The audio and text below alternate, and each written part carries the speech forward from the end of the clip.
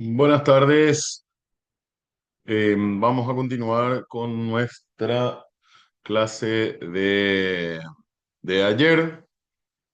Vamos a avanzar ahora con el resto de nuestra unidad 3 relacionada al acto jurídico. Y ahora de lo que vamos a hablar es de los componentes de los actos jurídicos. Bueno, eh, a ver, avanzando con nuestras presentaciones, entre los componentes, el primero que tenemos, o el primero al que vamos a hacer mención, es el de la forma de los actos.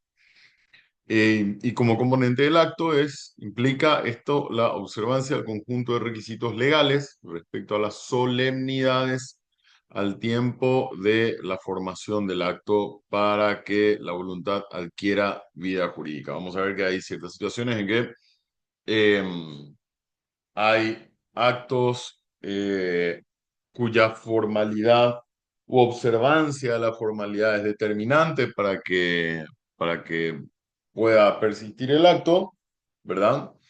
Y hay otros en que esta situación no es así.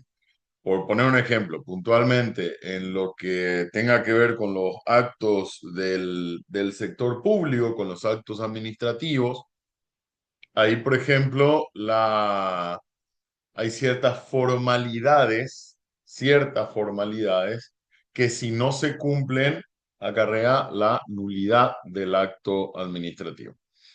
Hay otras en el sector privado, por ejemplo, que pueden ser salvadas o acordadas por las partes, ¿verdad? O sea, no se cumple una forma, pero como no afecta a ninguno de los derechos, ninguna de las pretensiones de las partes privadas que intervienen, entonces el acto no es determinante y puede ser subsanado, por ejemplo, ¿verdad? Bien, siguiendo con nuestro Código Civil, vemos que habla de la forma de los actos jurídicos y nos refiere, en la celebración de los actos deberán observarse las solemnidades previstas en la ley. A falta de regla especial, las partes podrán emplear las formas que estimen convenientes. Por supuesto, la formalidad de ciertos actos, la formalidad de los actos en líneas generales, mejor dicho, es algo que queda a libertad de las partes, ¿no? O sea, nada impide por ejemplo, obviamente es algo que no está violando ninguna disposición de orden público, nada impide que yo diga, bueno, quiero vender mi auto, pero quiero que el contrato privado se firme en un restaurante, por ejemplo, ¿verdad? O que el contrato privado se haga en una hoja amarilla o de otro color, o que sea a mano o mecanografiada. Eh, Son ciertas cuestiones que no afectan a la esencia, ¿m? Y que por ende la ley establece una libertad bastante marcada para su celebración. El 303 nos dice cuando una determinada forma instrumental fuere exclusivamente prescripta por la ley, no se la podrá suplir por otra, obviamente, aunque las partes se hubieran comprometido por escrito a su otorgamiento en un tiempo determinado e impuesto cualquier pena. Esta cláusula y el acto mismo serán nulos. Por ejemplo, hay ciertas, a ver, que yo le diga a una persona que vamos a firmar el contrato en eh, no sé, en una situación que pueda resultar violatoria a la ley, ¿verdad? Bueno, una chica y que le diga, bueno, vaya ligera de ropa para que yo le pueda vender en esas condiciones, le pueda firmar el contrato de alquiler del departamento. No, por supuesto no, una coacción afecta al derecho a la intimidad, etcétera, etcétera. Entonces, no se puede poner, ¿no? El 304 dice, la expresión por escrito puede tener lugar por instrumento público o instrumento privado, salvo los casos en que la forma de instrumento público fuere exclusivamente dispuesta. Acá es importante aclarar de repente o hacer un poco hincapié. una situación que se da mucho en el país y con determinadas operaciones traslativas de dominio de vehículos, por ejemplo.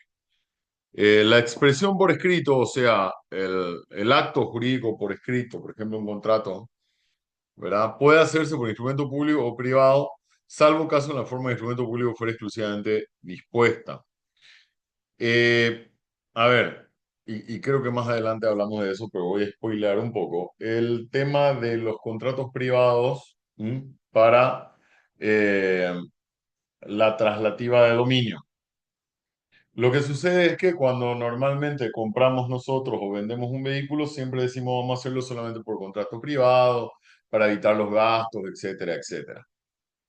No hay problema en hacer eso, por supuesto. Ahora, no es conveniente porque eh, ante una circunstancia en que pueda verse la afectación de terceros con la utilización del vehículo, si atropella a alguien, choca una casa o algo así, la responsabilidad recae sobre el propietario del vehículo. Y para que ese propietario que ha vendido por contrato privado su vehículo deje de ser propietario, la ley establece que para ser oponible a terceros, como se denomina, tiene que estar inscrito en el registro, o sea, por medio de un instrumento público, registrado. El contrato privado es legal, es perfectamente legal, pero no cumple el requisito de exonerar al vendedor de responsabilidades por el uso del vehículo, en este caso, si es que llega a ocurrir un accidente. Tiene que hacerlo por instrumento público y registrado, por supuesto. Entonces, eso es para aclarar un poquitito. Se pueden hacer, salvo, como dice el código, se pueden hacer por contrato privado, salvo que la norma disponga que a determinados efectos se haga por instrumento público. Bueno, en este caso, la norma dispone que para eximir de la responsabilidad tendrá que ser por instrumento público. Ese es un caso, un ejemplo, ¿verdad? Bien, luego vemos, hablamos un poquito de lo que es el formalismo, de dónde sale este tema de la forma, ¿verdad? En el régimen antiguo tenían enorme trascendencia y hoy sirven para dar fluidez. Ustedes van a recordar que, y esto se habrá estudiado en la facultad, eh, que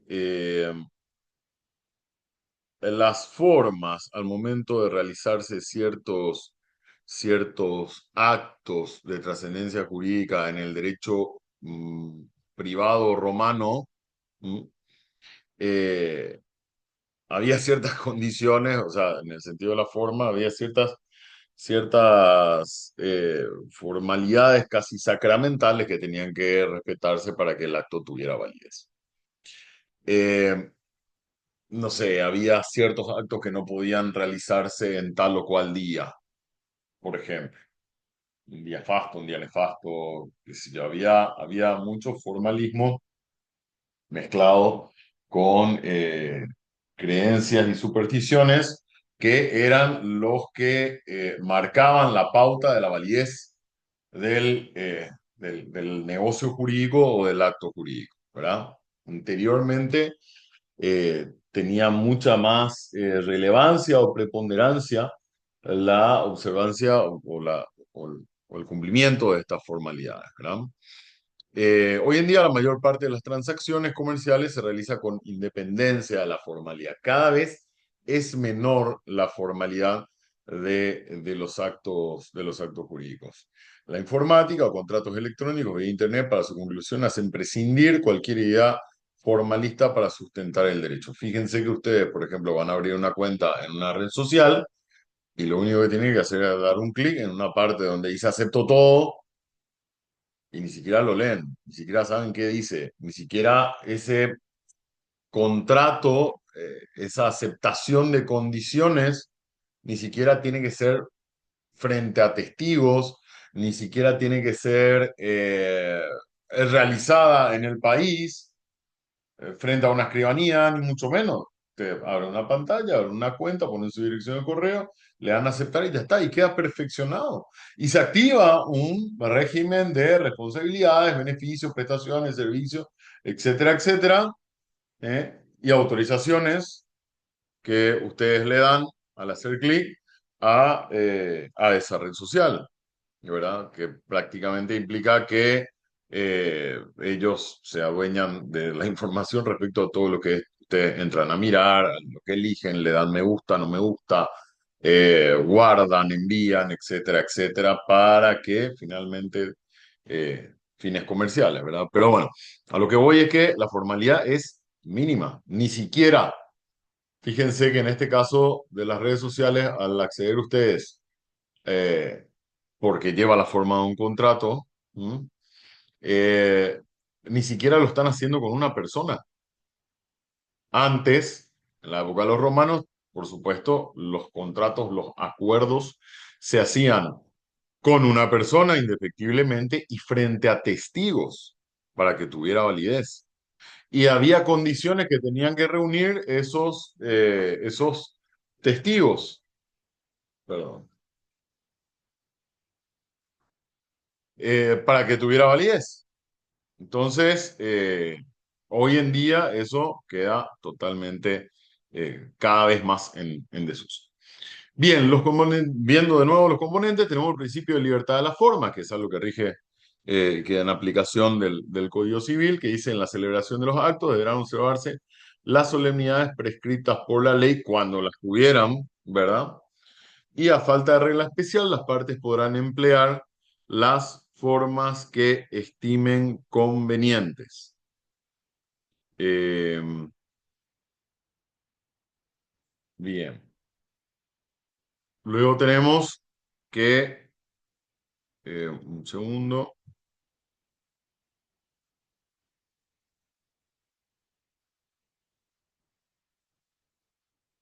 y ahí tenemos. Bien.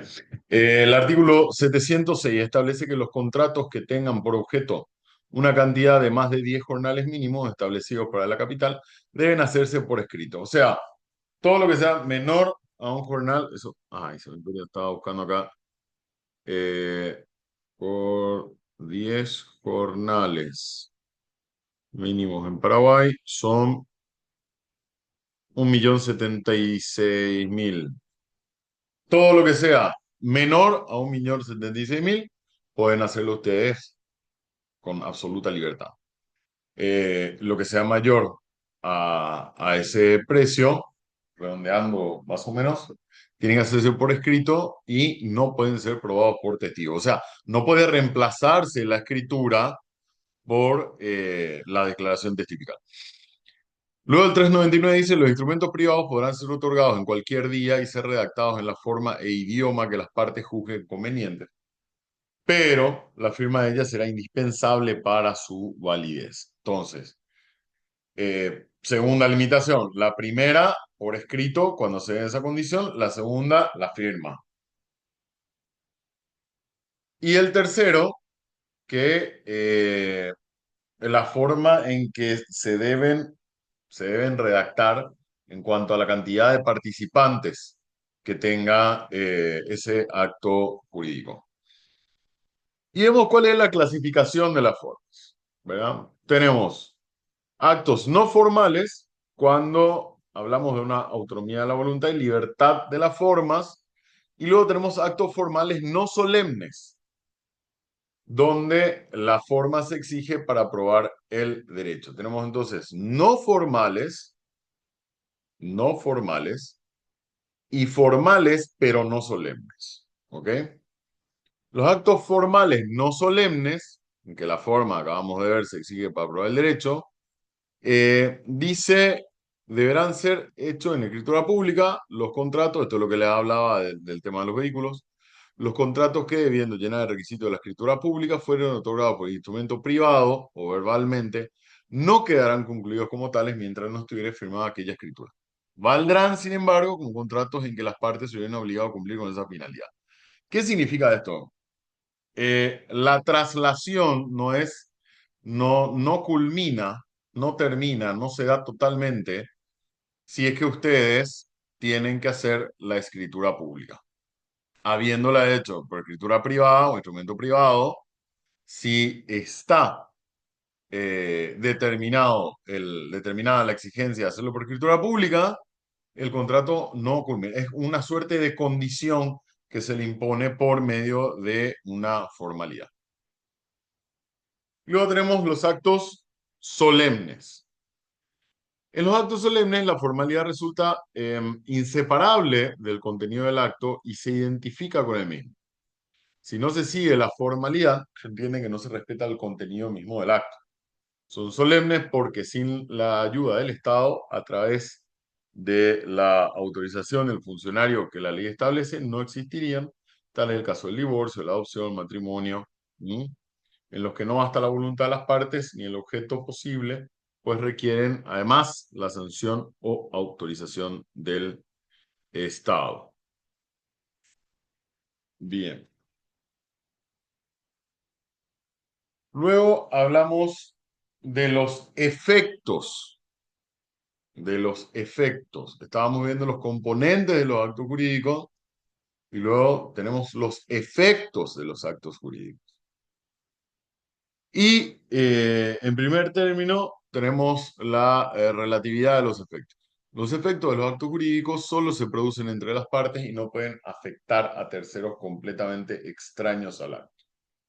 Esto rige puntualmente para, obviamente, el proceso regido por derecho privado. En derecho público, por ejemplo, fíjense, hay una particularidad que tienen las relaciones tributarias, ¿verdad?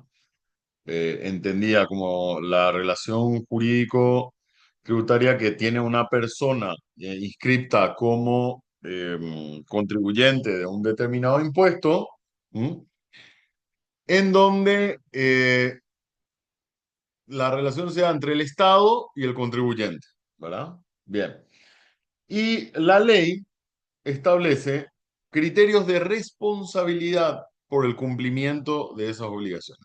Y la propia ley, porque eso tiene que estar en una ley, la propia ley establece que las responsabilidades por el incumplimiento inclusive pueden extenderse a terceros ajenos a la relación jurídico-tributaria.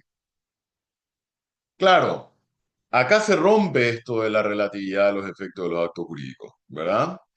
Pero siempre y cuando no exista siempre y cuando, perdón, exista una ley que lo autorice. Si hay una norma que lo autoriza, porque esta limitación de los efectos de los actos jurídicos no tiene raigambre constitucional, es un diseño de nivel infralegal.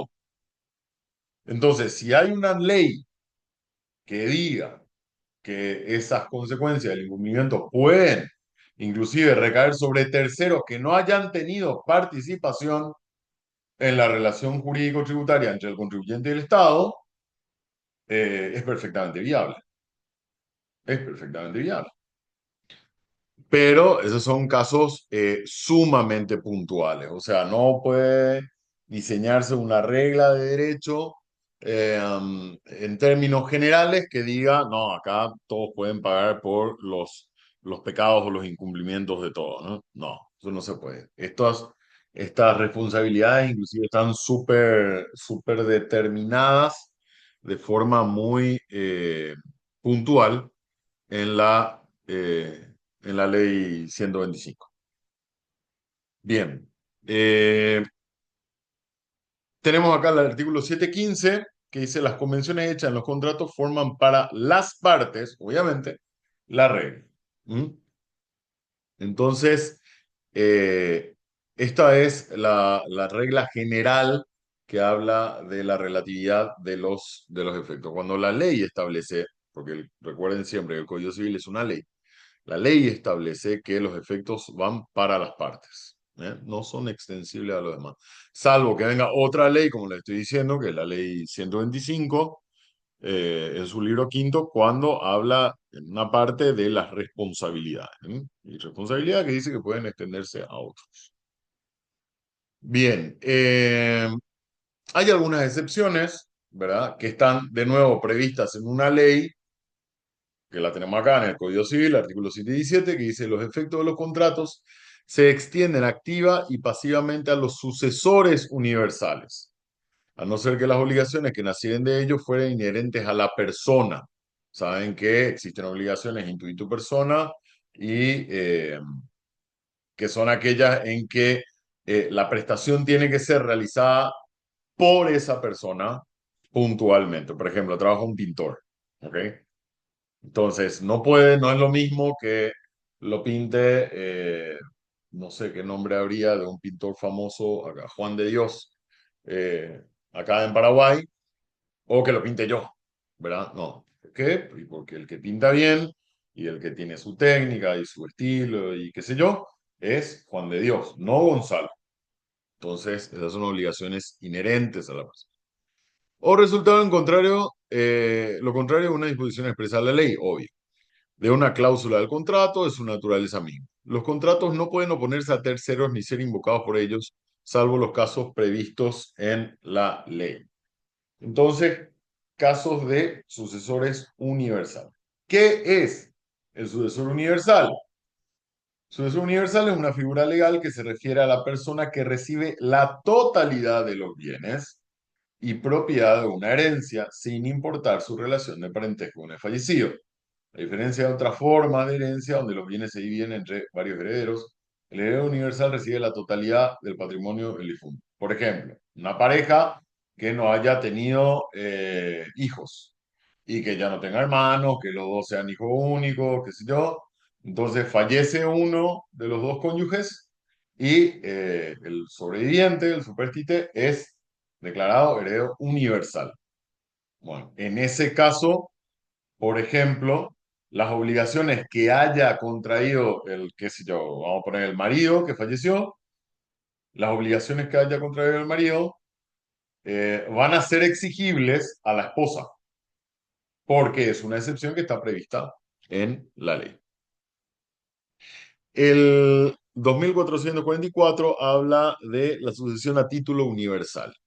Dice que es la que tiene por objeto un todo ideal, sin consideración a su contenido especial ni a los objetos de esos derechos.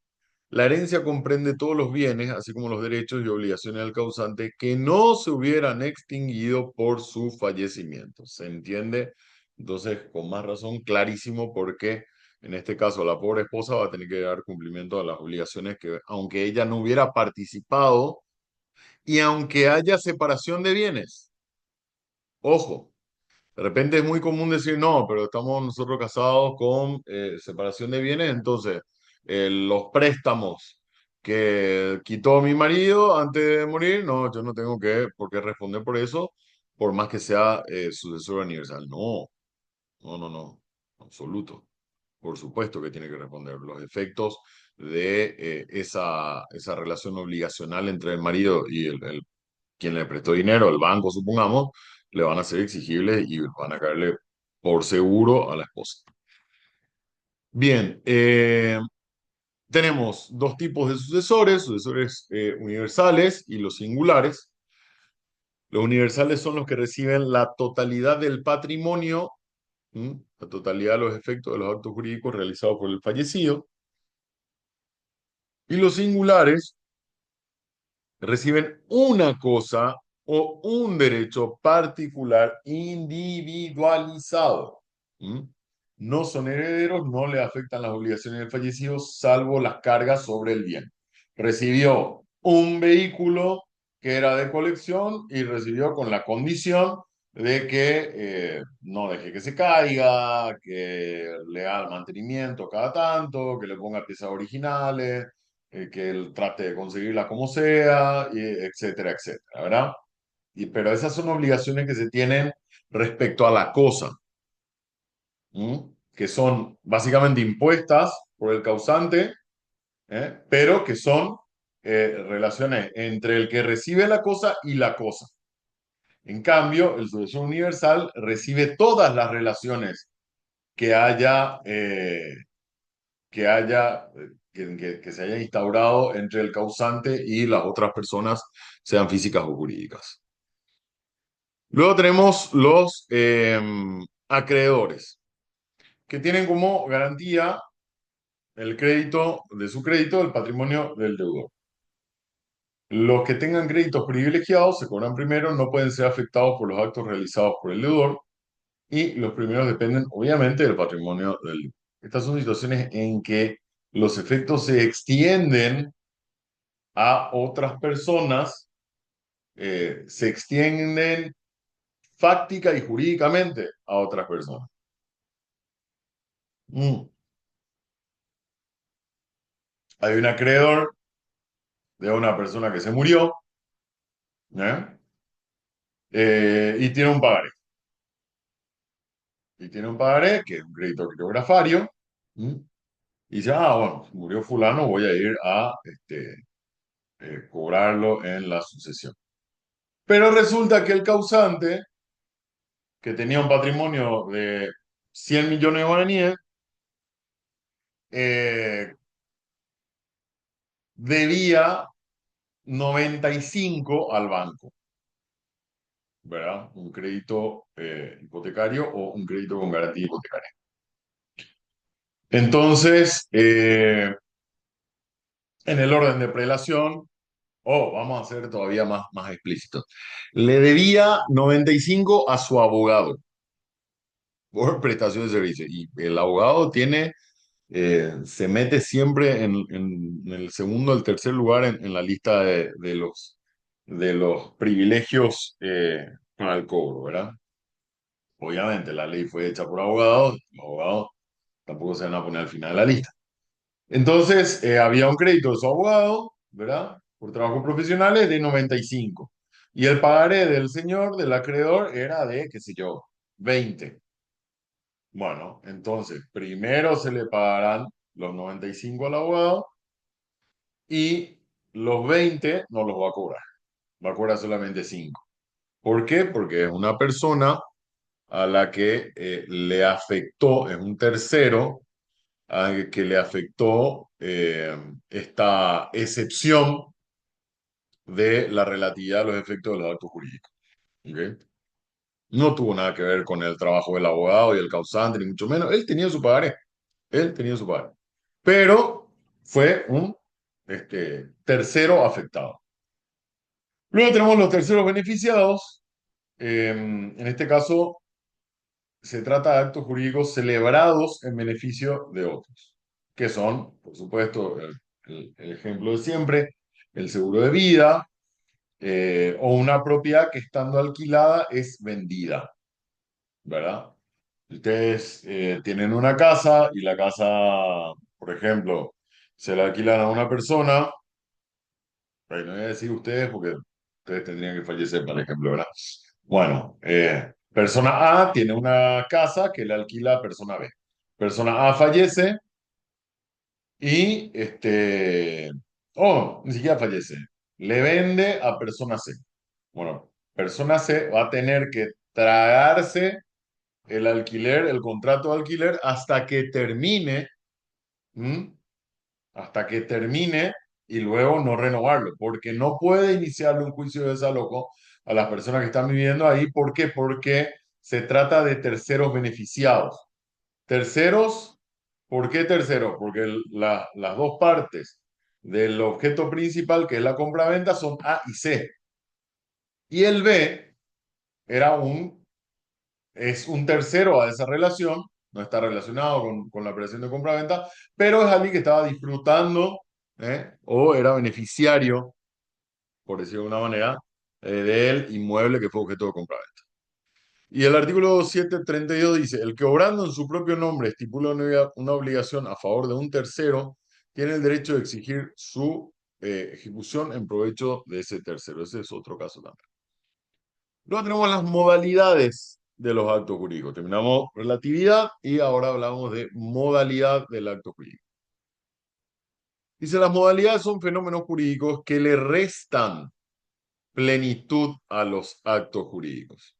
Los vuelven insuficientes por sí mismos, necesitando de algo para que queden conformados y surtan efectos. ¿Qué actos pueden ser sometidos o constituidos con la inclusión de modalidades? Todos los de carácter patrimonial. ¿Cuáles son las modalidades? Primero, lo que conocemos casi todos ya por cultura general. La condición.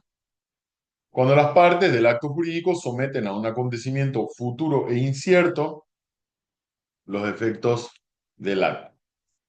El acto sometido a condición existe desde su celebración, solo que sus efectos dependen del cumplimiento de la condición. Esto es muy importante porque de repente hay gente que interpreta que el acto no se da hasta que se cumpla la condición. El acto existe porque precisamente es el que hace establecer la condición. Si no, la condición por sí sola no tiene razón de ser, ¿verdad? Siempre la condición es un accesorio de un acto jurídico, ¿verdad? El accesorio sigue la suerte de lo principal. Si el acto no existe, la condición tampoco. Entonces, lo que no se tiene que hacer es confundir los tipos de condiciones, ¿verdad? Que son las modalidades, ¿verdad? Según las cuales se va a empezar a, se van a empezar a generar los efectos del acto jurídico o no. Pero no confundan, chicos, el tema de la condición con el acto, perdón, la vigencia del acto con la condición. Si hay una condición es porque sí o sí ya existe un acto jurídico. No se puede negar la existencia del acto, ¿ok? Lo que se puede negar es el cumplimiento de la condición eventualmente. ¿Cualquier condición es posible? No, por supuesto.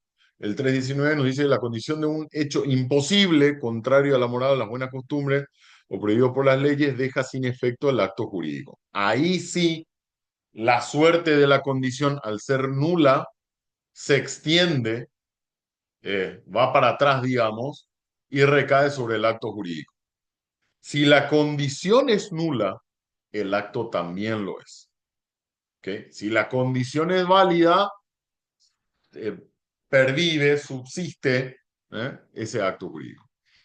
Quedan especialmente prohibidas las siguientes condiciones. Al decir especialmente prohibidas, significa que puede haber otras, por más que no diga condiciones, puede haber otras previstas en las leyes que también implican una prohibición. Habitar siempre un lugar determinado o sujetar la elección de domicilio a voluntad de un tercero. Cambiar o no cambiar de religión. ¿Mm? Casarse con determinada persona con una aprobación de un tercero o en cierto lugar o en cierto tiempo, pero será válida la de contraer matrimonio. Entonces, cómo funciona esta prohibición acá? No puedes decirle a una persona, casate con Mariela, no puedes decirle, casate, pero solo si tenés la aprobación de A o B persona, o anda casate en Irlanda, o anda casate en el 2050, ¿verdad? No se puede, son afecciones muy, que hacen mucho a la intimidad de las personas, a la intimidad y a la individualidad y a la libertad de la persona, porque son básicamente actos de disposición sobre la libertad de las personas. Ahora, una excepción a esta prohibición es la de contraer matrimonio, pero es una excepción que tiene un fundamento jurídico válido y es el de que el matrimonio, entienden los proyectistas, que el matrimonio es la base de la sociedad. Entonces, eh, vendría a ser una suerte de condición que implica algo positivo para la generalidad, ¿verdad? Mientras más matrimonio, la concepción es la siguiente: mientras más matrimonios haya, más familias hay, más fuerte se vuelve una sociedad. ¿Ok? Ahora, puede decirte la condición, casate o te dejo la herencia si es que te casas, pero vos elegí con quién, dónde, cuándo, etcétera, etcétera. O puede no cumplirla y bueno, no se cumple el acto jurídico, ¿verdad? Tampoco se puede obligar a una persona a vivir célibe perpetua o temporalmente, o a no casarse con persona determinada o divorciarse. Estas son prohibiciones expresas de la ley. Luego, otra modalidad que tenemos de los actos jurídicos es el plazo. El plazo es un espacio acotado de tiempo entre la declaración de voluntad y el instante en que, por voluntad de las partes, la relación de derecho debe empezar a producir sus efectos. El último instante recibe el nombre de término. O sea, cuando termina el plazo, esa parte final se llama término. ¿Ok? Eh, para hablar con propiedad. Bueno, el plazo no necesita demasiado profundización tampoco. Existe plazo cuando los efectos del acto están subordinados al transcurso del tiempo. Por ejemplo, el plazo para demandar, el plazos procesales, ¿verdad?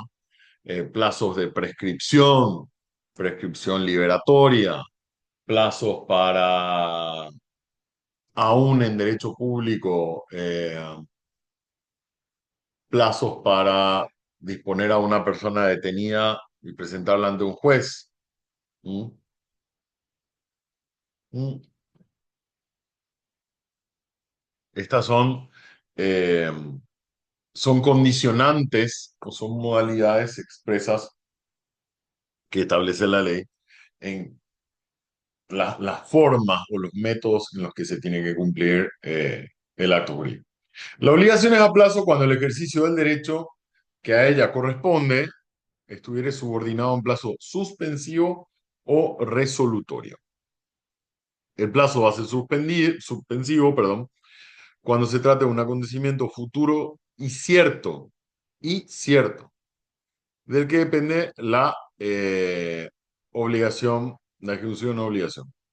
Fíjense que la condición era eh, el futuro e incierto. En el caso del plazo suspensivo, un acontecimiento futuro y también cierto del que depende la ejecución de una obligación.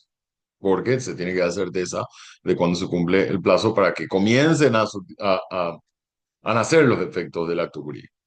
Retarda el cumplimiento del acto, pero una vez que llega el momento, debe cumplirse. Ejemplo, me prestan dinero hasta fin de mes, puedo devolverlo antes, si puedo y quiero, pero al llegar a fin de mes ya me lo pueden exigir, ¿verdad? Resolutorio es un plazo vinculado a la extinción o caducidad de un derecho. La garantía del vehículo es hasta 3 años. Llegado ese tiempo, se extingue la garantía y deja de existir esa garantía, ¿verdad?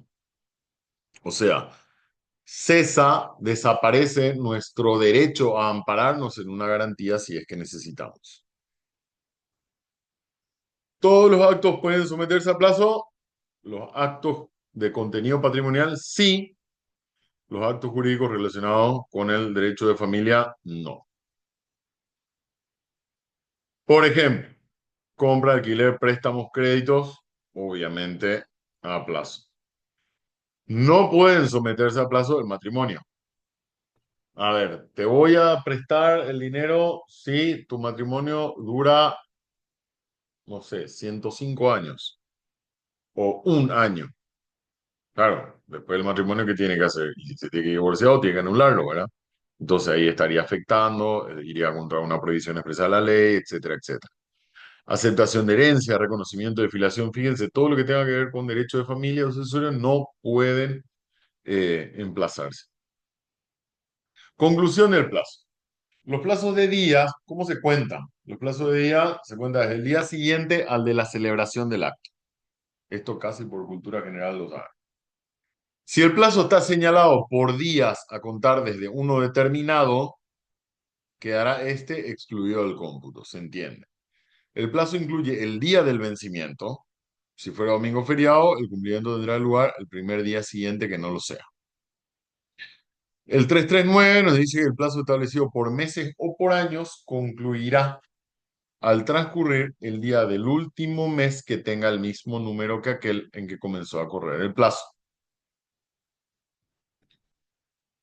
Cuando el plazo comenzara a correr desde el último día de un mes de más días que aquel en que terminara el plazo, por ejemplo, el ejemplo por excelencia, enero y febrero, este vencerá el último día de este mes.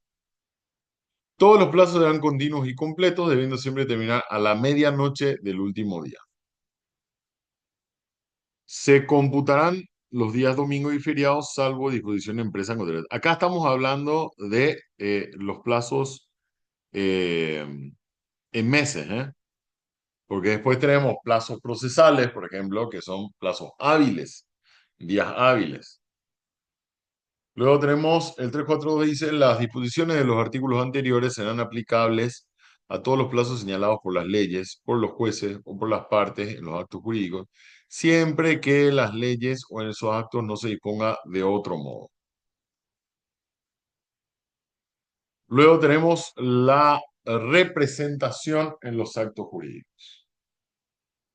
Hay representación en sentido estricto cuando una persona llamada representante actúa en nombre de otra que toma el nombre de representado, de manera que el acto jurídico se considera hecho por este último cuando ha sido efectuado dentro de los límites de la autorización. ¿Se entiende? Y es el trabajo que por lo general hacemos los abogados, ¿verdad? Actuamos en representación de los intereses y de las pretensiones de nuestros clientes.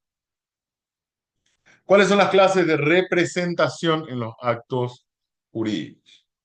Tenemos representación legal o forzosa, que se origina en la ley que la impone, ejemplo, representación de menores, de la persona jurídica, etc. La representación procesal. ¿Mm?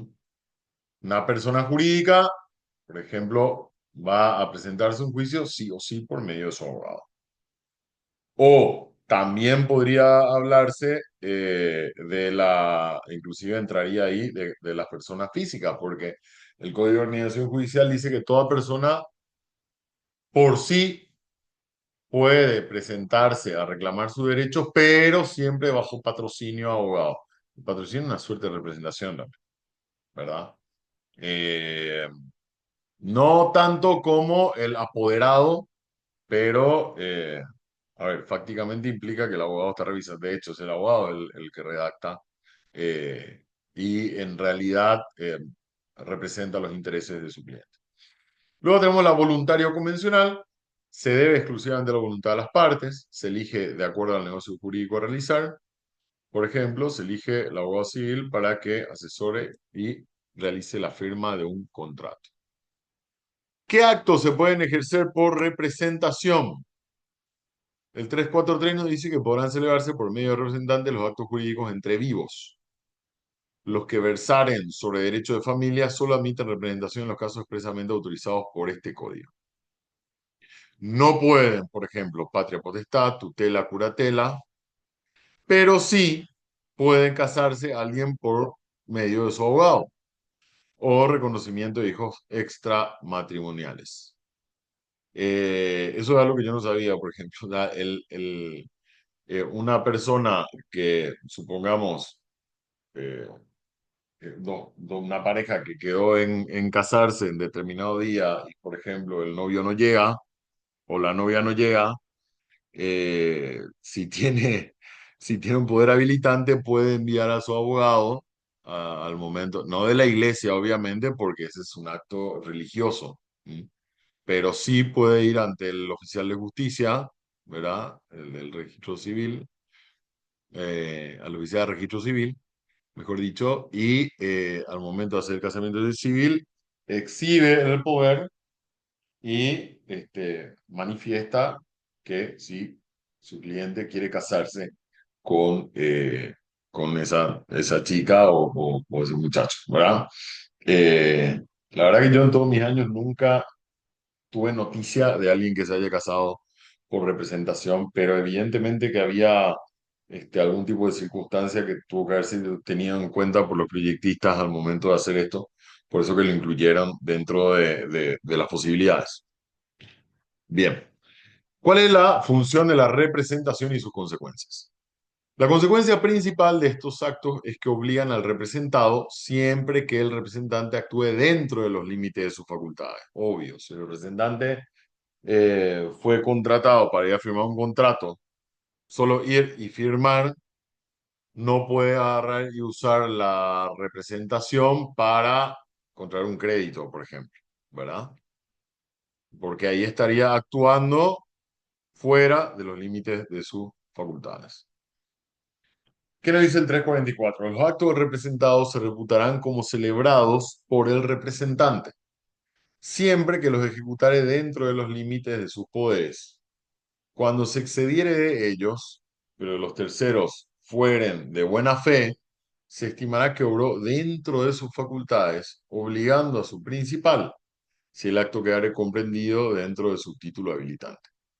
En caso de duda, se entenderá que procedió por cuenta propia.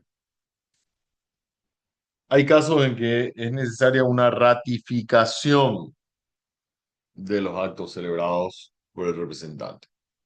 Dice el 346, si el representante careciere de poderes o hubiera excedido y el representado o la autoridad competente de su caso no ratificare el acto obrado en su nombre, no obligará al representado.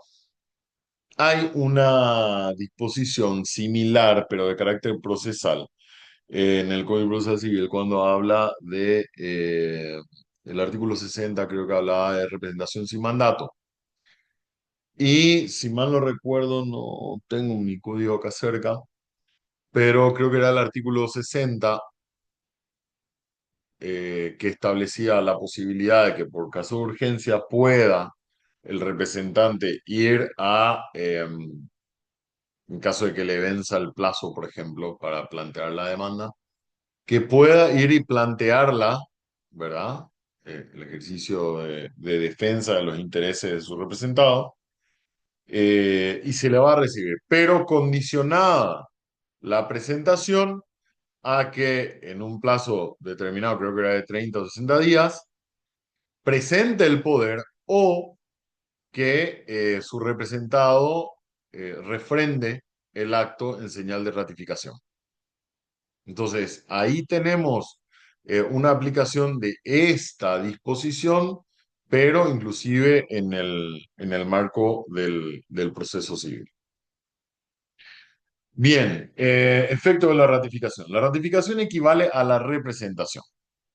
O sea, que lo ratifique significa que se perfecciona la representación. Tiene efecto retroactivo al día del acto, pero quedarán a salvo de derechos de terceros. El representante deberá atenerse a sus poderes, no obligándose el representante por lo que hiciese sin facultades o fuera de ellas, salvo ratificación, abstenerse de formalizar consigo mismo un acto jurídico, sea por cuenta propia o un tercero, si el representado no lo hubiera autorizado, a menos que se tratara de cumplir una obligación y que tenga que formalizarlo con sí mismo para cumplir la obligación que le fue puesta por su cliente. Cuando el encargo fuere de colocar fondos a réditos, abstenerse de aplicarlos a sus negocios propios, no mezclar las finanzas de su representado con las suyas, significa esto, o a la de otros también representados por él, de no mediar conformidad expresa del representado. Se puede, pero tiene que el representado asentir. Pero cuando se le hubiere encomendado tomar dinero en préstamo, podrá él mismo facilitarlo al interés en curso. Y no usar sus poderes en beneficio propio, por supuesto. ¿Qué pasa con los terceros? Los terceros que van a asumir una obligación con el representante realizando negocios jurídicos tienen que cuidar muy bien si su contratante cuenta con suficiente poder para obligar a su mandante. O sea, viene un abogado de una persona a celebrar un acto jurídico y me tiene que exhibir el poder para que yo pueda mirar y ver, tengo que saber hacerlo, ¿verdad? Si cumple con los requisitos y si las atribuciones están expresamente contempladas. Hay ciertas atribuciones que puede tener el poder que no estén expresamente, sino implícitamente, ¿verdad?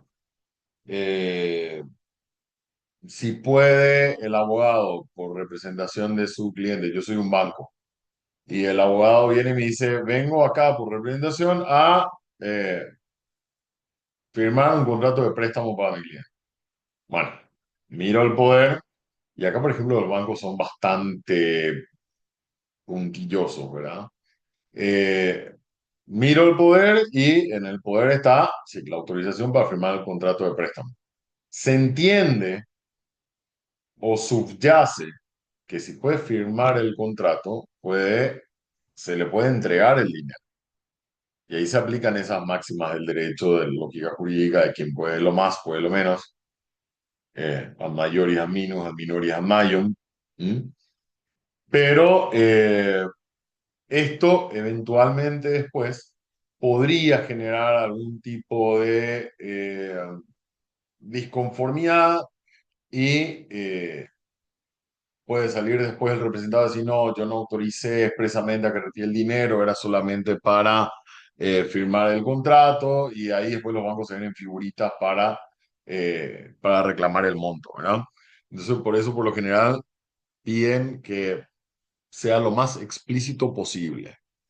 Lo que es recomendable, obviamente, ustedes siempre sigan eh, ese ejemplo que dan las entidades de intermediación financiera, porque precisamente son algunas de las que mayor celo y cuidado ponen a las condiciones en que se realizan estas operaciones, ¿verdad?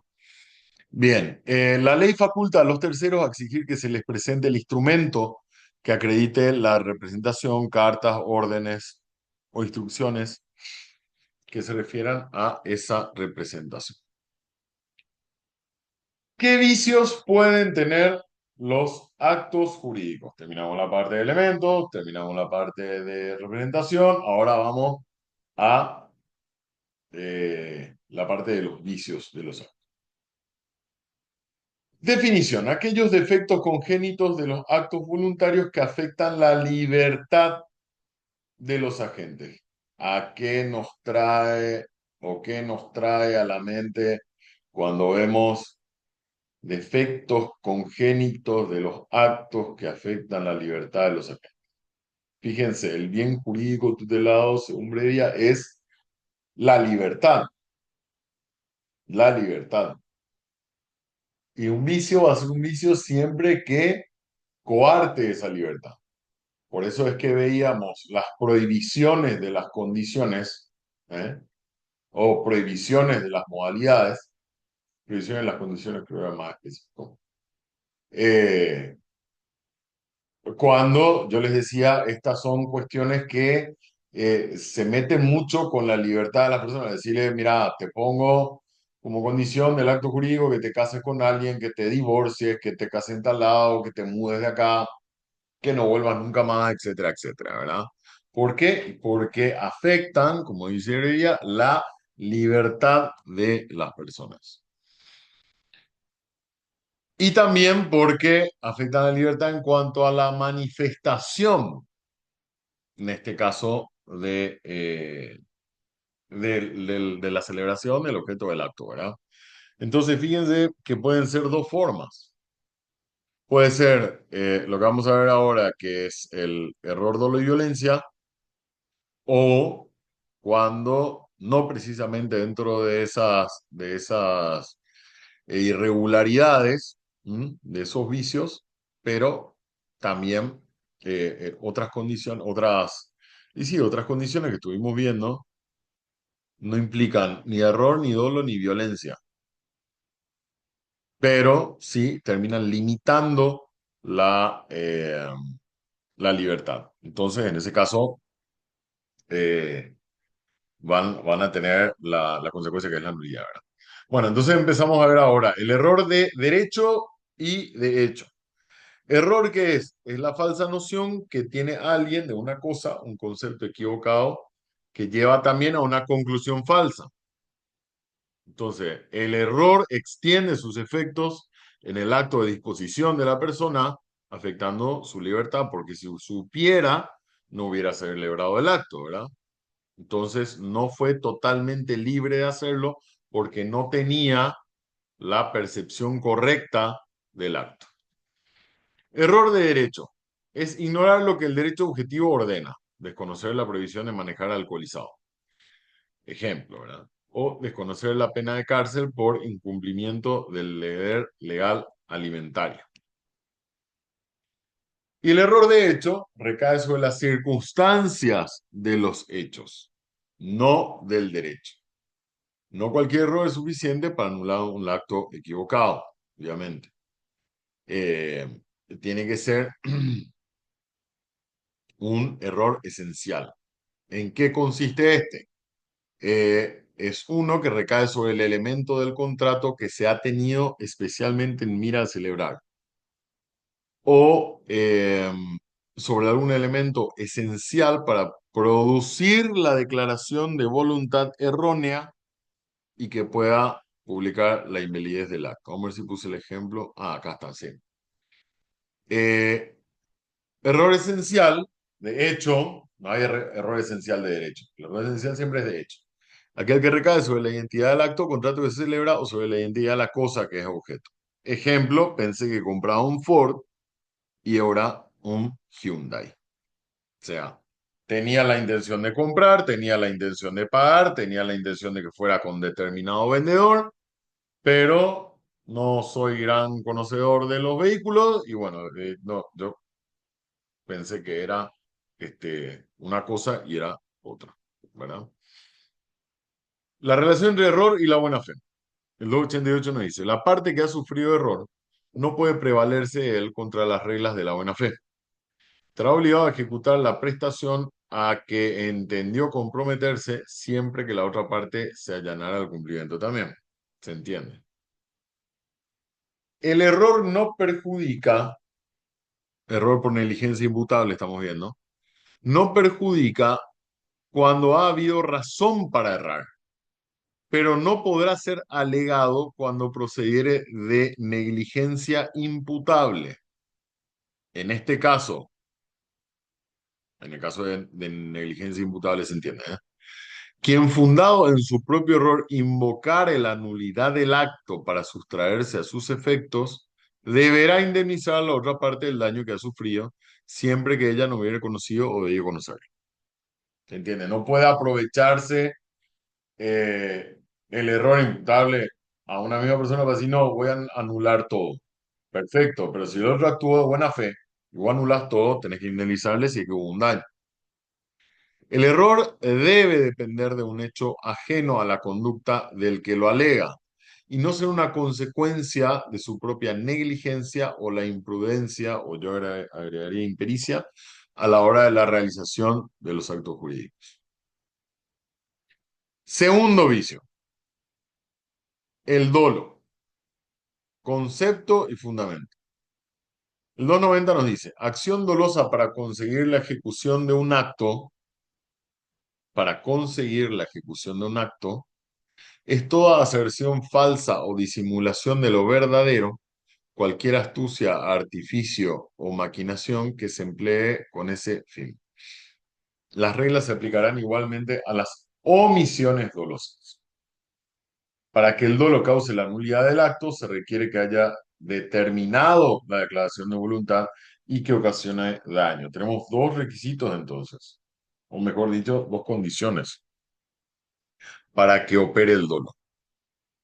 Que haya sido determinante para, para que se produzca el engaño de la persona, ¿verdad? De la otra persona que participa en el acto jurídico, para engañarlas alevosamente y también que ocasione un daño. El dolo incidental solo obligará al resarcimiento del perjuicio. Y esto tiene relevancia desde el punto de vista, por ejemplo, a ver, de nuevo tomo el caso de, de la tributación, ¿verdad? O el de la representación, mejor dicho. En la representación hay matices de dolo, o matices de responsabilidad, mejor dicho. Cuando una persona actúa en representación de una sociedad, de un banco, por ejemplo, el administrador actúa en representación del banco y lo hace dolosamente, eh, realizando un acto jurídico que termine perjudicando a la entidad bancaria y lo haya hecho dolosamente, su responsabilidad es ilimitada, es ilimitada. Ahora, si no fue así, su responsabilidad tiene un límite que es hasta el monto de la afectación. Por ejemplo, por su negligencia perdió eh, 5 millones. Y bueno, cubrirá hasta 5 millones, ¿verdad? La responsabilidad patrimonial. Cuando hubiere dolo, y aparte de 5 millones hubo otras personas que perdieron más dinero, hubo terceros afectados, etcétera, etcétera, ahí la responsabilidad es ilimitada. Entonces, tiene importancia esto desde el punto de vista, el momento en que sirve para la graduación de las responsabilidades y de las consecuencias jurídicas de la celebración de los actos en estos casos.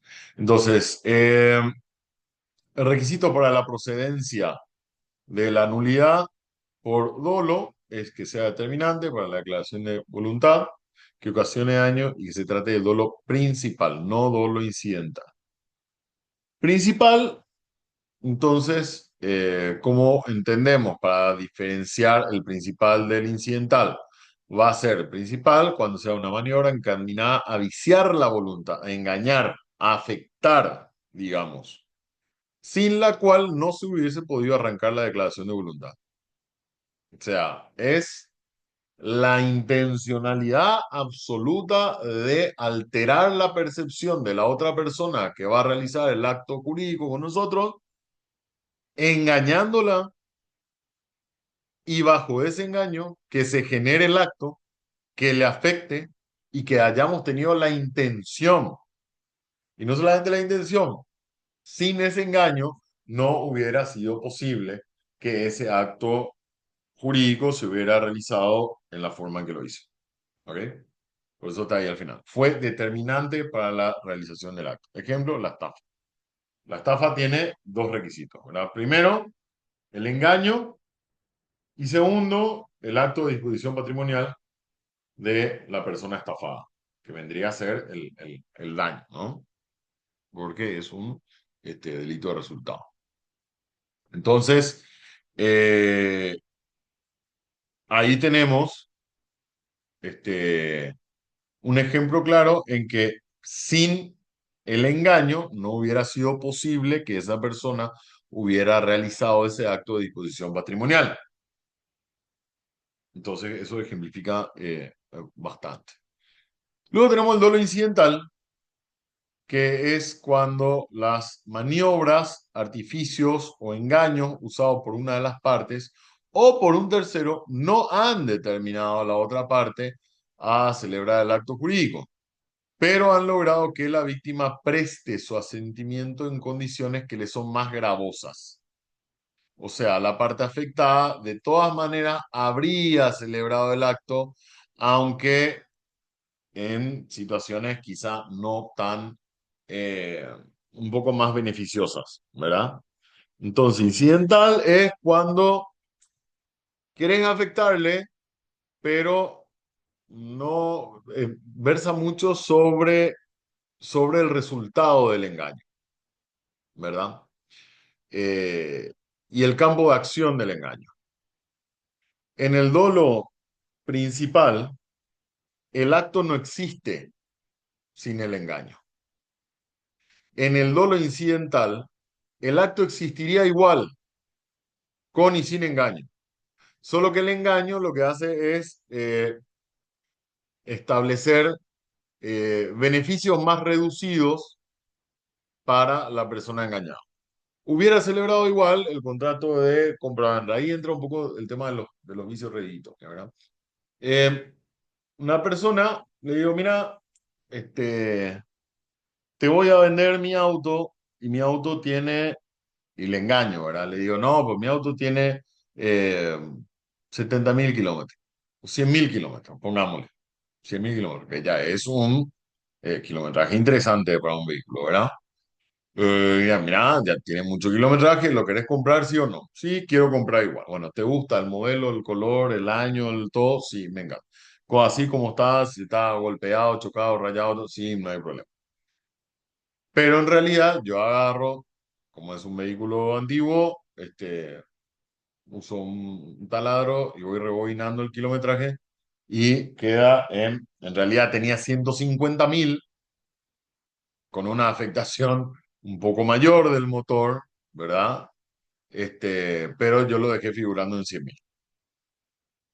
Entonces, el acto se iba a celebrar igual, porque el tipo o la otra persona quería comprar o quiere comprar el vehículo y ya lo va a comprar igual. Solo que el engaño, ¿eh? Le produjo una afectación de 50.000 kilómetros más que yo no le conté o que no le voy a contar. Entonces, esa es la diferencia entre el dolo principal e incidental. Y luego tenemos la violencia, elementos constitutivos y requisitos. Es toda acción, coacción, perdón, que se efectúa en la esfera de la libertad de otra persona para obtener de ello un acto positivo, que se haga algo o negativo que se deje de hacer o no haga. Y tenemos dos tipos de violencia, ¿verdad? La violencia física, que está prevista en el 293 del Código Civil, dice, habrá falta de libertad en el agente cuando se empleare contra él fuerza irresistible. A ver, fuerza irresistible, para entrar a definir eso, es uno de los conceptos jurídicos indeterminados más grandes que existen, ¿verdad? Fuerza irresistible. ¿Qué es fuerza irresistible? Para saber si es irresistible, primero uno tiene que saber hasta dónde puede resistir. Y probar eso puede ser sumamente complejo, sumamente complejo. Eh, a ver, hay personas que tienen márgenes, umbrales de dolor, por ejemplo, porque estamos hablando de violencia física, umbrales de dolor eh, distintos que otras personas. Hay personas que, por ejemplo, un pinchazo, una aguja y se desmayan. Y hay otras personas que le puede uno aplicar una intramuscular y pf, ni siente, ¿verdad? Entonces, que de repente, imaginemos que esa persona que es sumamente sensible al dolor es un tipo de 1,90 m que va al gimnasio y está todo marcado. Y la persona que tiene un umbral de dolor más alto, o sea, que soporta más el dolor, es un gordito bajito no sé, de ciento y algo kilos, ¿verdad? Entonces va y se presenta al de juez y dice, no, hubo una fuerza irresistible pues me amenazó con una jeringa chiquitita, de una aguja de 2 centímetros, 3 centímetros. Y si uno va y lo ve al tipo musculoso y dice, no, espera, viejo, qué fuerza irresistible, me decía. Pero resulta que el tipo tiene el umbral de dolor súper bajo y le llegaban a pinchar y más o menos se desmayaba. Entonces, esto es algo muy difícil de probar, ¿verdad? Pero en esos casos habrá que construir la estrategia jurídica más conveniente para poder hacer. Y luego tenemos la violencia moral, que dice, se juzgará que hubo intimidación cuando por injustas amenazas alguien causare a la gente temor fundado de sufrir cualquier mal inminente y grave en su persona, libertad, honra o bienes, o en la de su cónyuge, descendiente, ascendientes o parientes colaterales. Si se trata de otras personas, corresponderá al juez decir si ha existido intimidación. Puede darse el caso de que sea, no sé, una persona cara a sus afectos, ¿verdad?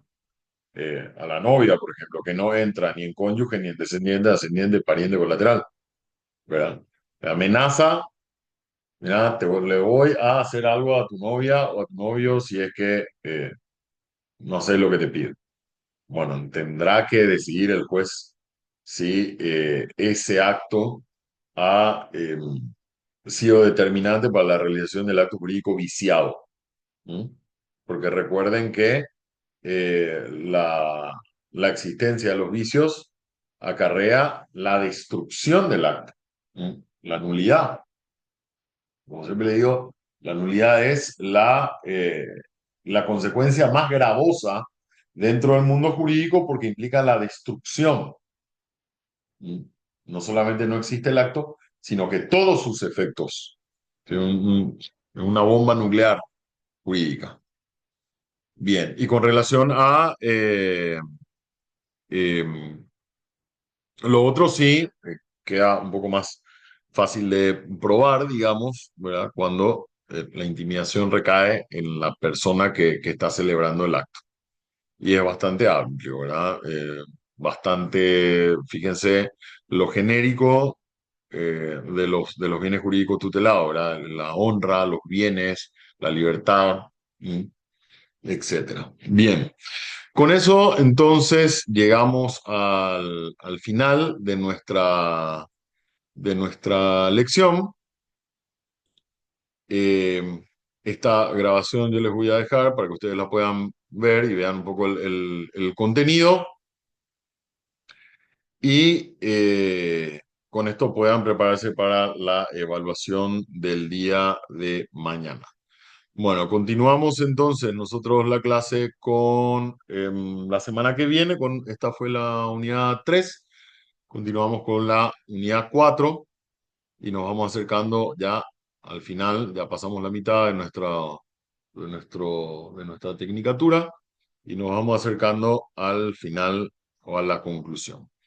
Bien, les deseo un excelente resto de jornada y de semana, chicos, y prepárense para la evaluación cortita que vamos a tener mañana de nuevo.